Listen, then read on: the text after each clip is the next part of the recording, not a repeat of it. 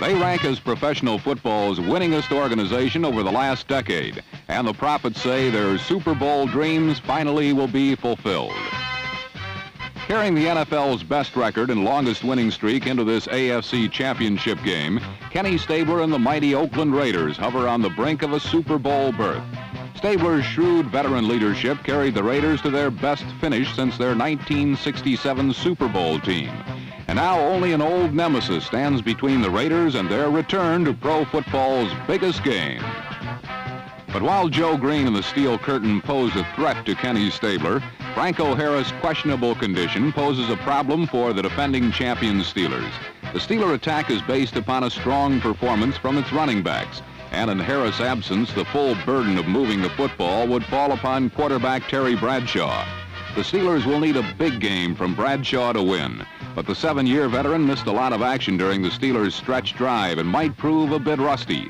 One way or another, the Raiders have the weapons to deal with him.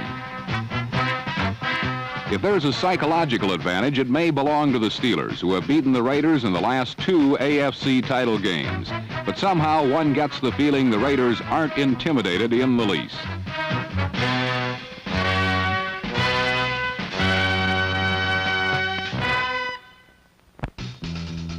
The Pittsburgh Steelers got here largely because of their famous Steel Curtain defense. In their last 10 games, Pittsburgh allowed a mere 4 touchdowns, and early on they gave Kenny Stabler a view of their safety blitz. The Raider line usually affords Ken Stabler outstanding protection, but they could not stop the Steel Curtain from descending in period 1. Still, the Steelers had their problems, for while their defense derailed Oakland's air game, the offense could not move the football. The initial shock came when number 46, Reggie Harrison, opened the game at fullback in place of the injured Franco Harris. Harrison is a stocky third-year player in the Booby Clark mold. Big, strong, tough, but somewhat immobile. His inability to turn the corner left the Steeler running game dead in its tracks.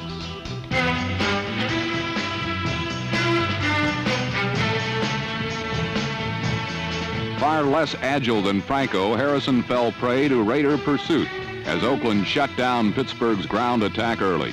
Forced to throw, Bradshaw went to Harrison, but the ball had no handle, and the Raiders had his number.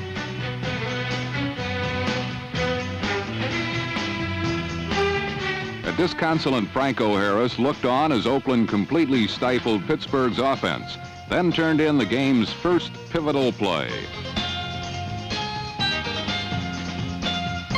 Running back Hubert Ginn interrupted punter Bobby Walden's follow-through while getting a piece of the football.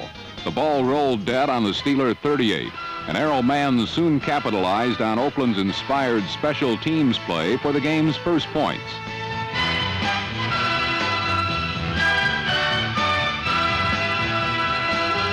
Mann's 39-yarder split the uprights as Oakland fans celebrated a 3-point lead in this AFC championship game. In title games, often the first point scored proved to be significant, and this year Oakland's rugged defense and special teams had gotten them on top. Pittsburgh trailed in the game, but their proud defense could not be held responsible. On 3 possessions, Oakland had produced only 48 yards of total offense, and the Steel Curtain hardly showed signs of wear.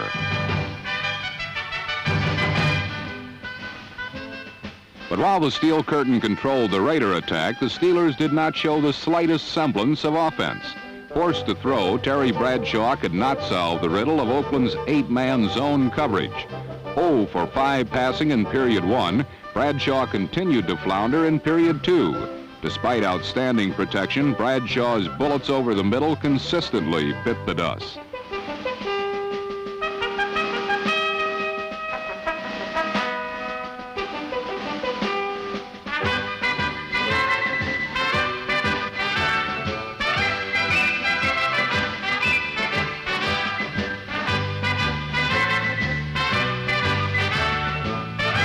Curiously, the coaches calling Pittsburgh's plays were throwing as often as they were running, when in fact the Steeler offensive line seemed capable of opening holes in Oakland's 3-4 defense.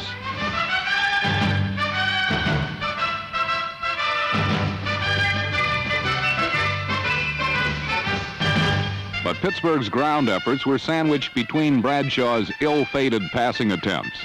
On 2nd and 11 from his own 19, Bradshaw's 8th pass of the afternoon brought disaster to the Steelers.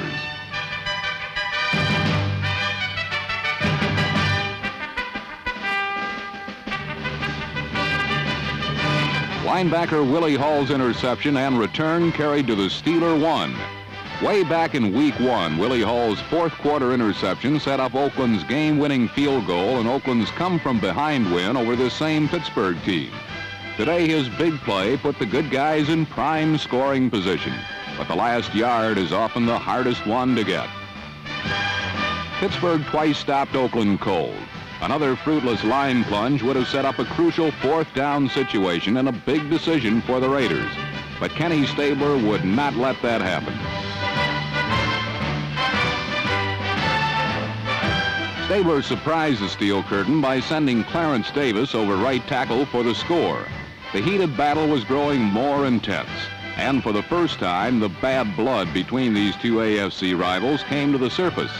But all extracurriculars aside, Oakland had moved to a commanding 10-point lead, and Raider fans enjoyed the triumph of the moment.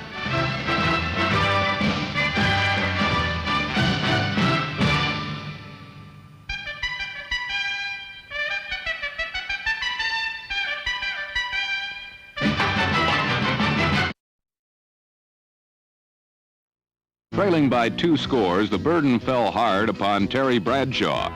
Oakland had shut off all ground routes to the end zone, forcing Bradshaw into one passing situation after another, a circumstance Bradshaw dislikes. But on 3rd and 9 from his own 30, Bradshaw finally rediscovered the touch.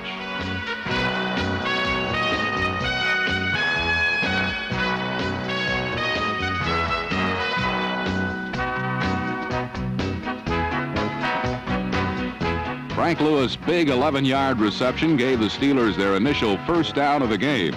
Likewise, it lifted Bradshaw's confidence. Following 2 unsuccessful running plays, Bradshaw returned to the air. And once again, his pass found its way home, this time to wide receiver John Stallworth.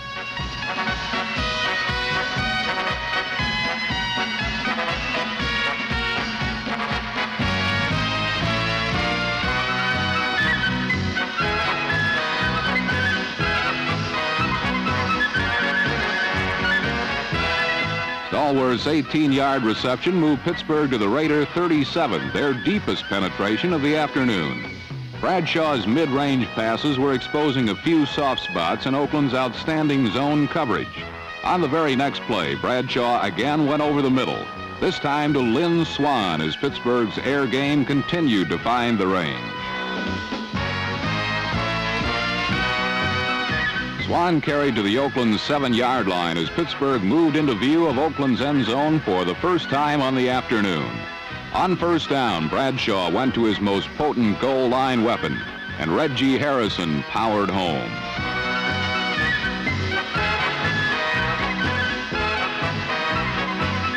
"75 yards in 8 plays. The Steelers were still kicking, and momentum suddenly appeared up for grabs. But just when the Steel Curtain threatened to move in and take charge of the game, Kenny Stabler and the Raider offense enjoyed their finest hour. Oakland would move 69 yards in 13 plays on this drive.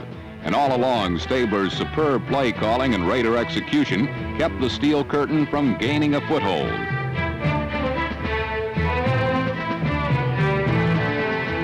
Cliff Branch's cross-country sojourn picked up 8 big yards. But the Raiders were convinced they could run at Pittsburgh's right side of Dwight White and Ernie Holmes. And with Pro Bowlers Gene Upshaw and Art Shell paving the way, Oakland took it to the Steelers on the ground.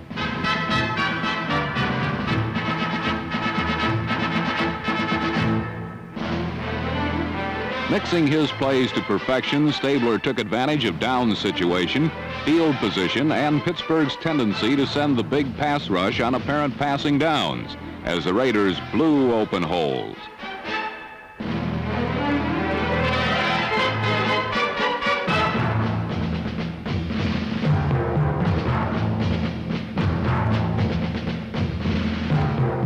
running plays and 4 passes after this drive had begun. Oakland needed 4 yards to break the Steelers' backs. On this drive, Kenny Stabler showed the Steelers everything from play action to third down running plays. Pittsburgh had no idea what to expect. Stabler had the steel curtain in his hip pocket.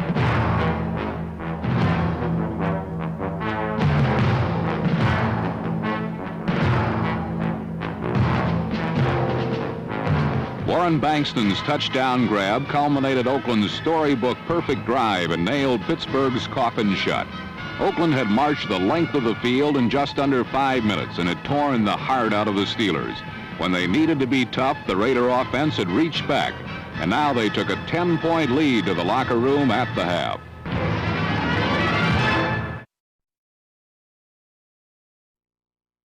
The Pittsburgh Steelers desperately needed a psychological jolt in the final 2 periods, a reaffirmation of their poise, purpose, and power. There is no better remedy than a heavy dosage of hits laid on by the steel curtain defense, a unit that was rendered almost comatose by the Raiders in the first half.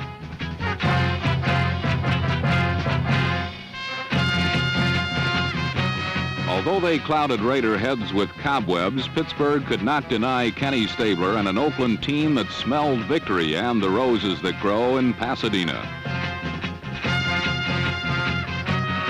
A blend of pinpoint passing and a bit of daring strategy resulted in Oakland's 3rd touchdown. With it 4th and 1 from the Steeler 24, Warren Bankston, number 46, was inserted as a 3rd tight end, presumably for additional blocking muscle.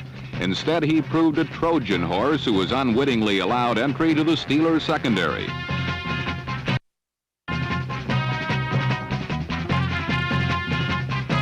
Another look at this well-laid trap reveals that Stabler's play fake to number 40 Pete Banaszak allowed Bankston an unmolested route to the crucial first down. This ruse worked again at the goal line with much greater dividends. A climactic touchdown, this time by running back Pete Banaszak, number 40.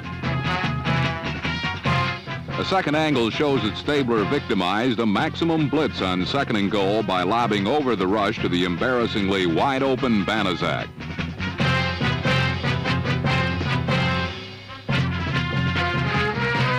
The touchdown ballooned the score to 24-7, and while Oakland fans grew flush with the rosy glow of impending victory and were pumped up by adrenaline, the lifeless Steelers looked totally spent in their chase for a 3rd Super Bowl.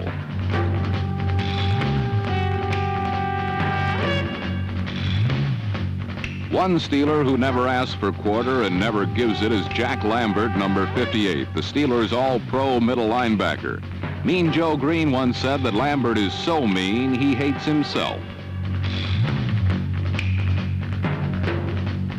No one quibbles with someone who looks as fierce as a Halloween hobgoblin, acts like he has St. Vitus dance, was on a game-long hunt for a motherlode of silver and black.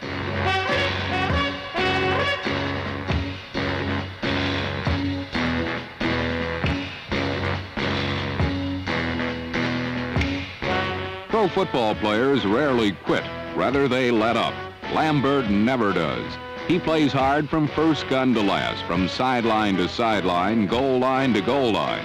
He is a 60-minute man.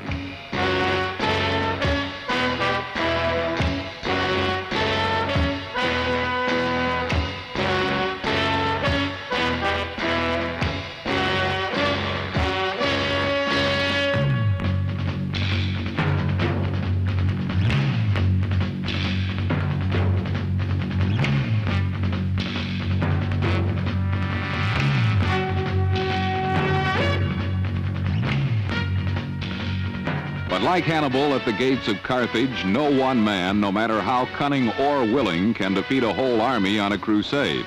This day belonged to an army of black shirts, one rich in tradition and laden with talent.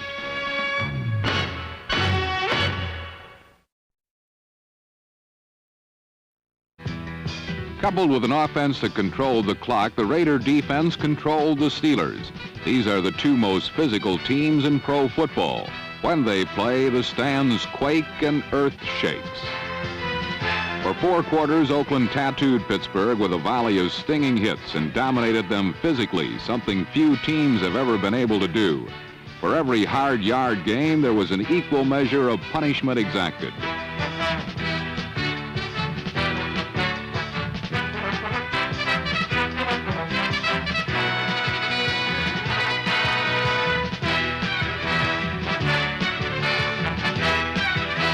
Oakland's defense disguised their coverages in a maze of false fronts and blind alleys in order to shut down the Steelers' dangerous wide receivers.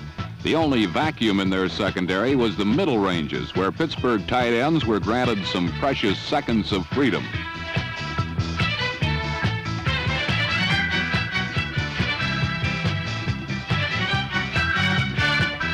Number 89, rookie Benny Cunningham, plied the heart of the Oakland zone for some valuable gains, but never a game breaker.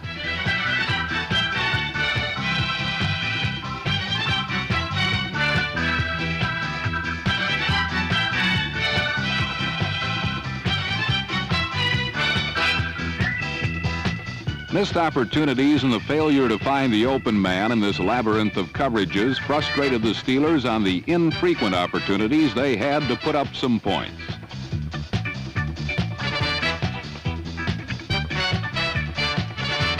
Playing the clock and with the scoreboard firmly in hand, the Raiders often allowed Pittsburgh tight ends to breeze through their secondary. These successes proved fool's gold for the finders because when it counted, the Raiders' defensive trap snapped shut on the Steelers.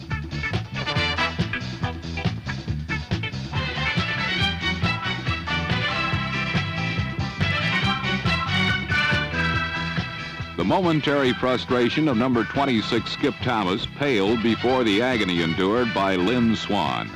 Number 88 came to this game a marked man and left it a masked man, totally stripped of his skills and psyche. Double covered and bumped off stride all afternoon, Swann was forced to run up the backs of Oakland's deep defenders.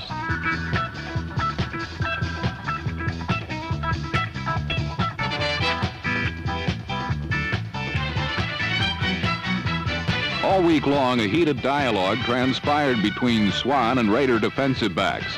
It ended on the field when Oakland completely denied Swann the ball in the clutch and won not only the war of words, but the war for the Roses in Pasadena.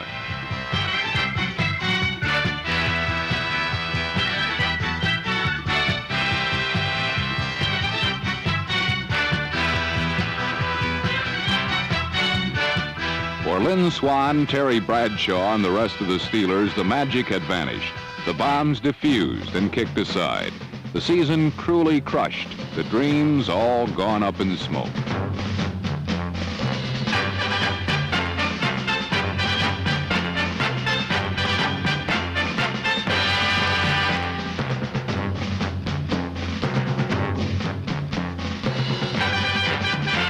On this day, the Raiders laid waste to the Steelers' hex. There were no last-second miracles, no frozen fields to numb their offense. Just the happy feeling that after years of being second best, Oakland was deservedly number 1 in the AFC.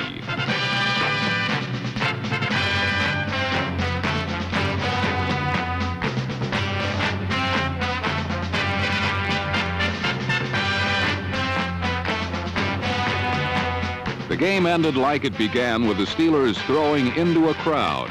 Instead of 4 men, the Oakland secondary now numbered thousands. And against those odds, Lynn Swann threw in the Steelers' last chips.